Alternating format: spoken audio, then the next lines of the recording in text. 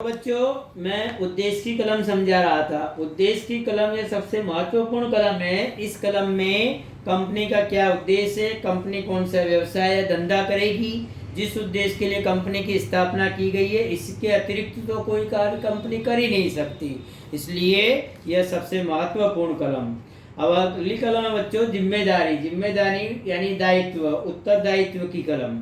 Company के सदस्यों का दायित्व ऐसे तो सीमित, असीमित या गारंटी द्वारा सीमित है। इसलिए इस कलम का उद्देश्य यही है कि कंपनी के सदस्यों का दायित्व कैसे है, उसको इसमें दर्शाया जाता है।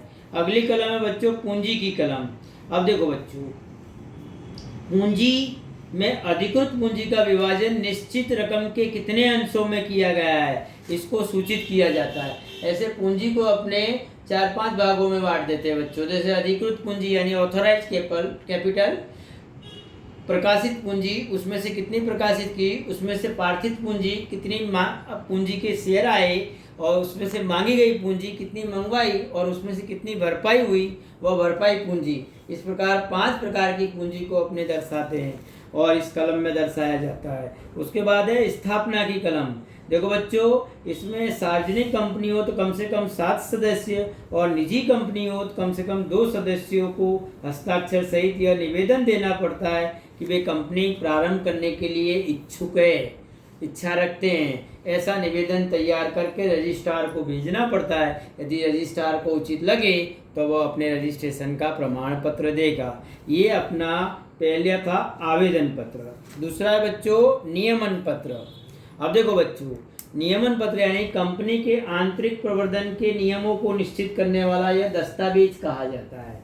आवेदन पत्र की सीमा में रहकर नियमन पत्र में कंपनी का संचालन करने के लिए अलग अलग नियम दर्शाए जाते हैं।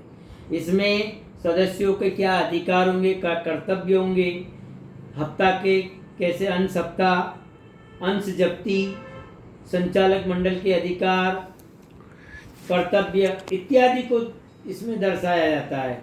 आवेदन पत्र और नियमन पत्र पंजीकृत होने से ये दोनों दस्तावेज सार्वजनिक दस्तावेज बन जाते हैं।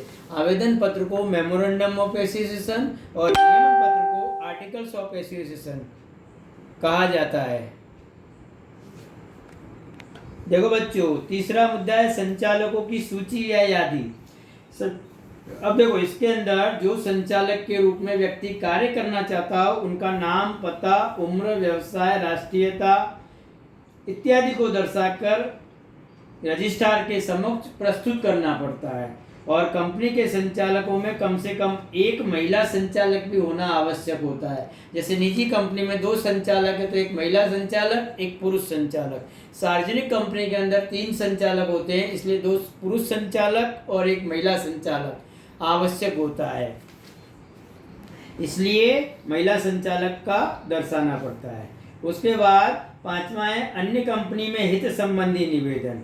यदि कोई भी कंपनी के संचालक, मैनेजर, सेक्रेटरी या भरपाईकर्ता का यदि अन्य कंपनी के साथ हित संबंध हो तो ऐसा निवेदन को तैयार करके रजिस्ट्रार के समक्ष प्रस्तुत करना पड़ता है। और छठा है बच्चों कानूनी व्यवस्थाओं के पालन का निवेदन। देखो बच्चों, कंपनी का रजिस्ट्रेशन का प्रमाण पत्र प्राप्त करने के लिए सभी कानूनी विधियों का पालन किया गया है। इस प्रकार का एक निश्चित फॉर्म में निवेदन तैयार करके रजिस्ट्रार के समक्ष प्रस्तुत करना पड़ता है। और इन सब दस्तावेजों के लिए आवश्यक फीस यानी शुल्क की भरपाई करनी पड़ती है। कंपनी रजिस्ट्रार द्वारा दस्तावेजों की जांच पश्चात दस्तावेज यदि योग्य लगे रजिस्ट्रेशन अधिकारी को तो रजिस्ट्रेशन अधिकारी रजिस्ट्रेशन का प्रमाण पत्र देता है।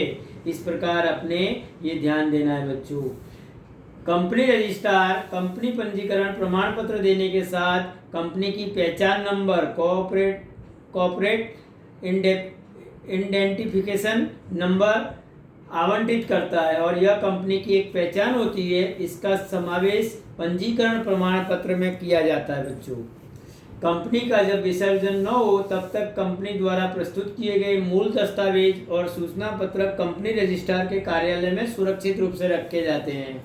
निजी कंपनी अब विधि पूर्ण होने के पश्चात अपना धंधा प्रारंभ कर सकती है, परंतु सार्वजनिक कंपनी विज्ञापन पत्र निर्गमित करके लघुत्तम भरपाई जितनी रकम के शेयरों को पूर्ण करने के बाद ही अंशों का वितरण कर सकती है। बच्चों, आज अपना पाठ यहाँ कंप्लीट होता है। अब देखो बच्चों, यहाँ अपने साझेदारी पीढ़ी और कंपनी के बीच अंतर, निजी कंपनी और सार्वजनिक कंपनी में अंतर, सहकारी मंडली और कंपनी में अंतर, ये तीनों तीन अंतर आपको बुक में से तैयार करने हैं और ये कंप्लीट अपने नोट्स में तैयार करना है। इसके प्रश्न उत्तर भी आपको स्वाध्याय करना है अपने नोट में।